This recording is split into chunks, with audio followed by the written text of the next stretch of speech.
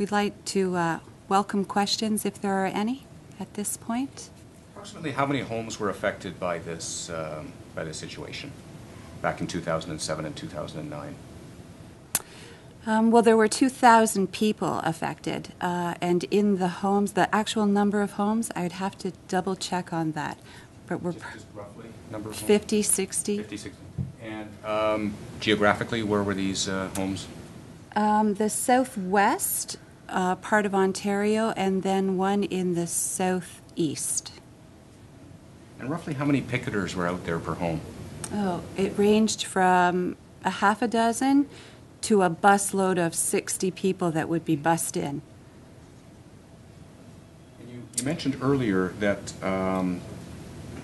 some of the replacement workers were known by the staff, or what was the relationship between the replacement workers and the staff that were out on strike?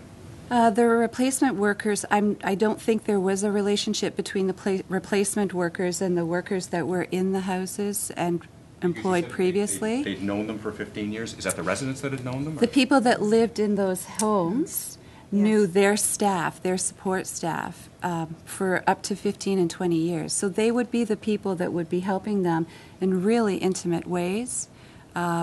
Everything from getting up in the morning, having a bath, to making life decisions that are really important, and being with them as they just make decisions through their day.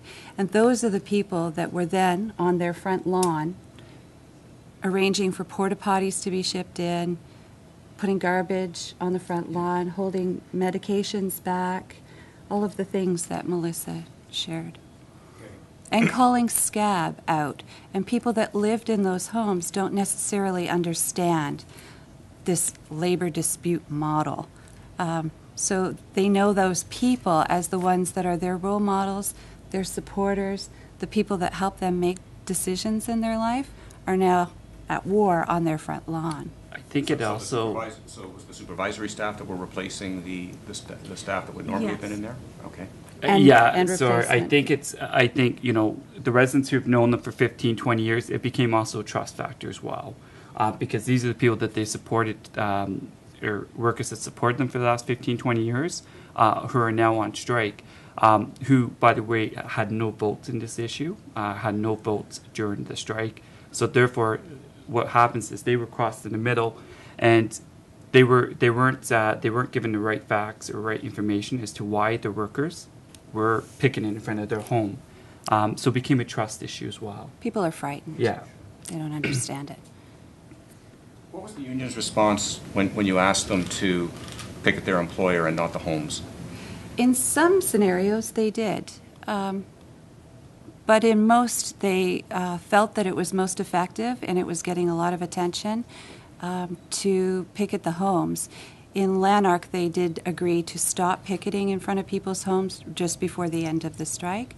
But as Kory indicated earlier, the union at this point has no intention of not picketing people's homes because it was really effective in 2007 for them. And this is QP we're talking about, right?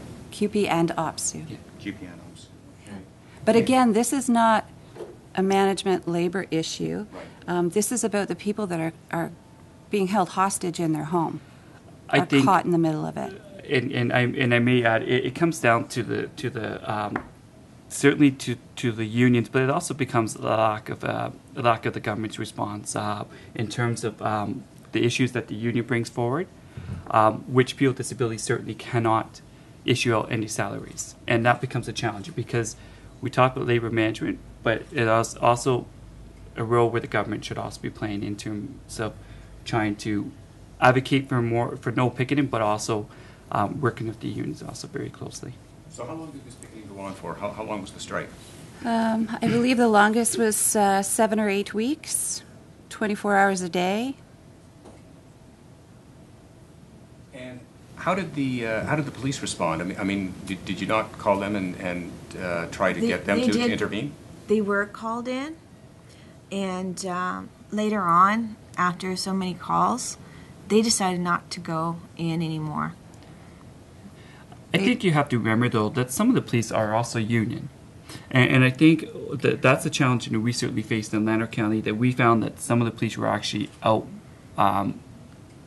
in some ways supporting the union because, again, their message clear. So I think, but then again, because Lanark County, there's different, we have our OPP, then we have a Smith Falls Police, and Smith Falls Police seem to be a little bit more helpful in terms of bringing it forward. But I think, over a 7-week period, people stopped coming.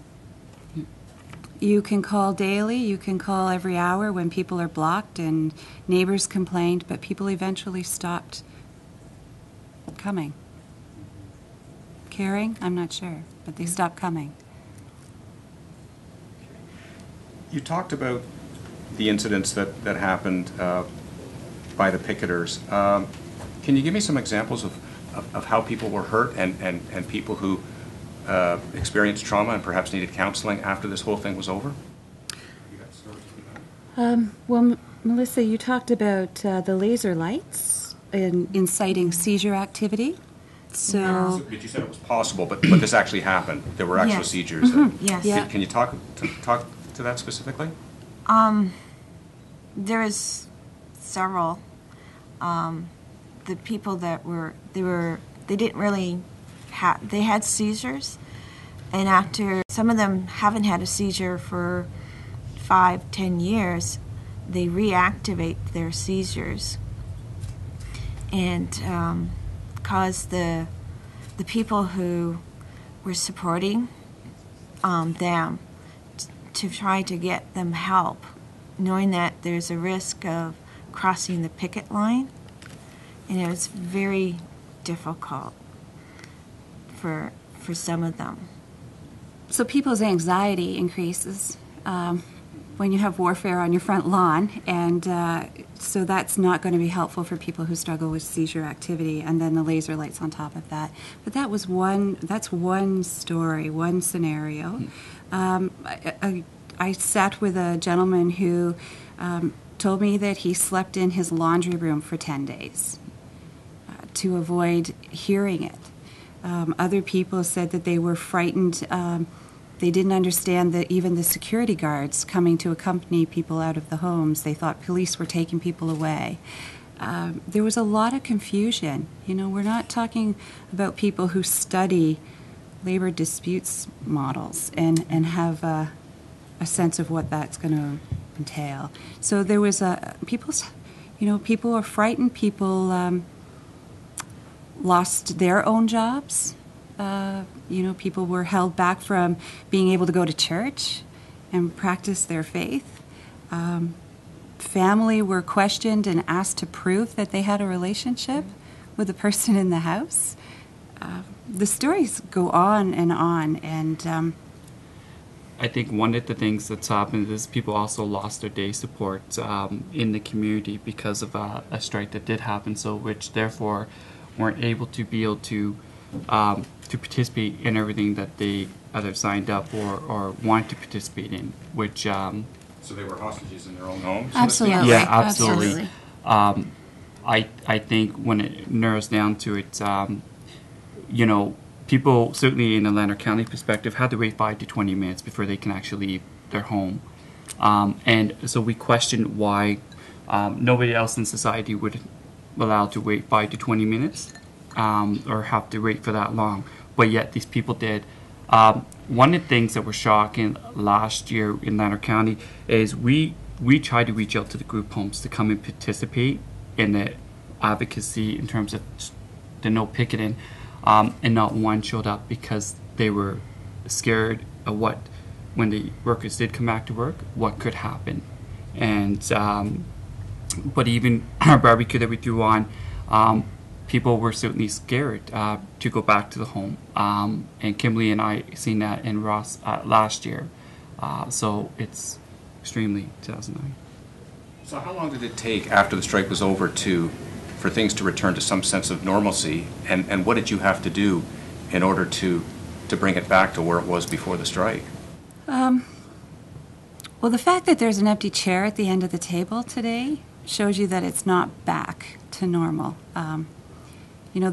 seat was to be filled by somebody today who in the end realized his vulnerability and decided not to. People still don't feel safe. But in terms of picking up your regular rhythms and routines, it happened pretty quickly. The agencies and the union both worked as best that they could. Our concern is really about the memories that people are left with, the wounds that people are left with, and the fear, and the fact that people need to be able to trust the people that help them in those intimate and crucial ways in their lives. You can't have them one day there and the next day on your front lawn. It doesn't work. And that's why we think it needs to stop. People cannot have the option of disrupting people's lives that way and picketing in front of your home. You wouldn't allow it. I wouldn't allow it. So other people are being subjected to it simply because they have a disability and they require some support. I think one of the things that scares us today, as we certainly the healing process it certainly has not been done. I think, as Kimberley mentioned, things are working out the best. But let's not forget, the contracts that just ended are actually back up again for next year. 2011 is going to be a big year for people, and putting this bill that Celia Jones has put forward for second reading today is a critical step in the movement of supporting people with disabilities. We're not necessarily talking about people who are supported by an agency of community, but many agencies who are a union, who have a home that's supported by the sector, but could also potentially go on strike, and their homes could also be affected. So from the people with disabilities perspective, I mean, it's nevertheless, they don't want to have to see next year that there's a strike and that picketing occurs again, which is simply wrong. So what happens if Bill 83 doesn't pass? Where do you go from here if you don't get the support of all the political parties? Because, like you say, you've got potential strike situations less than a year away. If it doesn't pass, that doesn't mean we don't give up. The coalition has a meeting coming up on the 8th of November to strategize. We're not sure what the next steps will be, but that won't be the end because it's unconscionable. It has to stop. I would simply just plead to the governments, just plead to support this bill. It's a critical step. If it doesn't pass, it shows not that people don't support people with intellectual disabilities, but it's an indication, certainly to me as personal perspective, that it's shown that people are saying, yes, it's okay to pick in front of people's homes. And I don't want that message to be left going to this place today saying that we didn't get the support that because we're representing people with disabilities here on Spectre Homes Coalition.